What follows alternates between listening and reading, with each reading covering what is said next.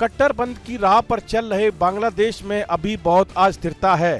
देश के कई हिस्सों में हिंसा हो रही है और हिंदुओं पर अत्याचार हो रहा है। अगले साल फरवरी में चुनाव होने हैं, लेकिन मोहम्मद यूनुस की सरकार हालात संभालने में नाकाम साबित हो रही है।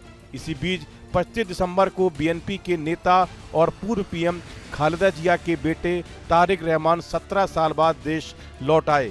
इससे लग रहा है कि बीएनपी चुनाव में बड़ा उलटफेर कर सकती है, लेकिन बीएनपी का इतिहास हमेशा भारत विरोधी रहा है। पार्टी और भारत विरोधी उग्रवादी गुटों को शरण मिली।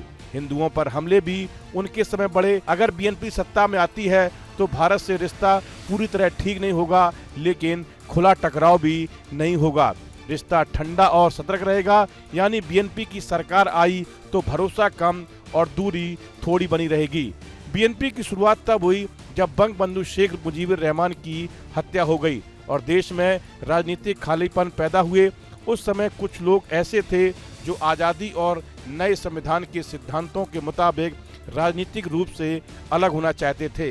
ये लोग बंगबंधु की नीतियों भीतर और बाहर की को पूरी तरह बदलना चाहते थे। बंगबंधु के भारत के साथ अच्छे रिश्ते थे। यही वजह थी कि ये लोग बगावत पर आ गए और बीएनपी ने भारत विरोधी राजनीति शुरू की। इसके बाद जिया और रहमान की सरकार ने मुजीब की नीतियों को छोड़कर यूएस, चीन और पाकिस्तान के पक्ष में विदेश नीति बनाई। तब से बीएनपी और भारत के रिश्ते कभी अच्छे तो कभी तनावपूर्ण रहते रहे। भारत विरोधी राजनीति धीरे धीरे बांग्लादेश की राजनीति में हावी हो गई। साल 1972 में भारत की प्रधानमंत्री इंदिरा गांधी और बांग्लादेश के प्रधानमंत्री शेख मुजीबुर रहमान के बीच 25 सालों के लिए भारत बांग्लादेश मैत्री, सहयोग और शांति संधि हुई थी। इसके तहत ये तय हुआ कि कोई भी देश एक दूसरे के आंतरिक मामलों में दखल नहीं देगा और न ही किसी ऐसे गठबंधन का हिस्सा बनेगा जो दूसरे के लिए खतरा हो।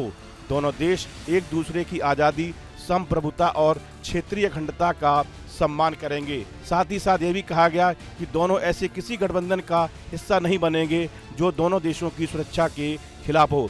हालांकि मुजीब और इंदिरा गांधी द्वारा साइन की गई बांग्लादेश और भारत के बीच मिलिट्री और स्ट्रेटेजिक दोस्ती की संधि को बीएनपी ने गुलामी की संधि बताया और 1997 में डील खत्म होने तक इसे बांग्लादेश के हितों के खिलाफ बताया। 1996 में भारत के साथ गंगा जल शेयरिंग समझौता रहा और 1997 में Chittagong hills tracts peace accord sign हुए। उस समय हसीना की सरकार की बड़ी उपलब्धि मानी गई, लेकिन खालिदा जिया की बीएनपी ने इन दोनों संधियों का विरोध किया। उन्होंने गंगा जल समझौते को गुलामी का सौदा कहा और दावा किया कि शांति समझौते के बाद CHT इलाका भारत का हिस्सा बन गए थे। बीएनपी ने सड़क पर आंदोलन भी किया और धमकी दी कि अगर सत्ता में लौटी तो इन संधियों को रद्द कर देगी, लेकिन सत्ता में आने के बाद उन्होंने ऐसा नहीं किया। वहीं साल 2004 में चटगांव हथियार तस्करी कांड हुआ। इसके बाद बीएनपी पर आरोप लगे कि उन्होंने भारत के उग्रवादी समूहों उल्फा को हथियार सप्लाई किए। भारत ने बीएनपी को अपनी सुरक्षा के लिए खतरा माना। बीएनपी के शासनकाल में भारत के उत्तर पूर्व में अस्थिरता बढ़ी, सीमा पर हिंसा हुई और स्मगलिंग भी बढ़ी।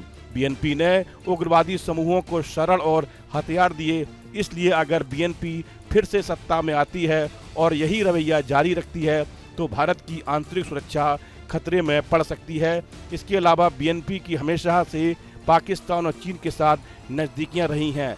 अगर वही हालात दोबारा आए तो ये भारत के लिए चुनौती बन सकता है। इस वीडियो में फिलहाल इतना ही। आप बने रहिए न्यूज नेशन के डिजिटल प्लेटफॉर्म के साथ। आपके मोबाइल पर तुरंत आएगी ब्रेकिंग न्यूज। स्क्रीन पर सबसे पहले दिखेगी बड़ी खबर। देश दुनिया की हर खबर एक जगह। अब आपके मोबाइल पर तुरंत फटाफट इंस्टॉल कीजिए न्यूज नेशन ऐप और रखिए खुद को अपडेट।